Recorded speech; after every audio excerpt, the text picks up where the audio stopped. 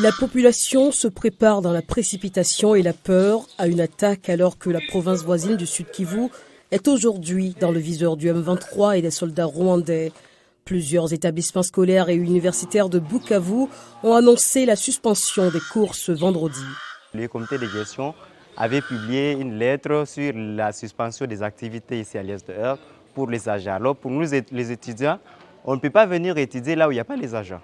Raison pour laquelle vous allez constater presque chacun est chez lui. Le pire est à craindre pour les habitants de l'Est de la RDC et la région, alerte l'ONU.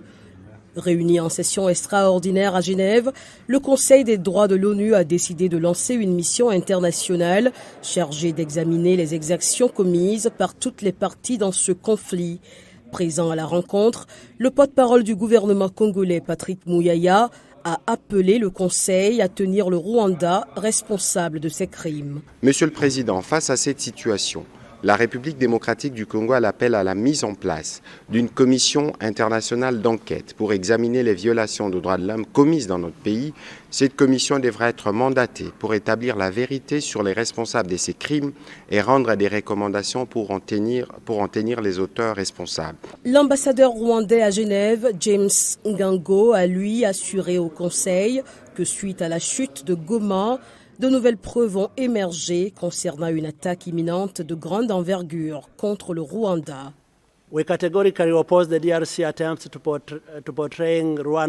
Nous nous opposons catégoriquement aux tentatives de la RDC de présenter le Rwanda comme responsable de l'instabilité qui règne dans l'est de la RDC.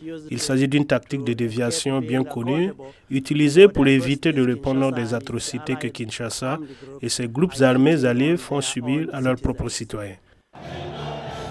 Lors de son premier meeting jeudi à Goma, le M23 a assuré vouloir libérer tout le Congo au moment où les forces congolaises sont acculées par l'avancée du groupe armé et ses alliés rwandais dans l'est de la RDC. Le Burundi, qui soutient l'armée congolaise contre le groupe armé, a décidé de l'envoi d'un bataillon supplémentaire. Un sommet conjoint de la communauté des États d'Afrique de l'Est et de la communauté de développement de l'Afrique australe est prévu à Dar es Salaam vendredi et samedi, jour où les présidents congolais Félix Tshisekedi et rwandais Paul Kagame y sont annoncés.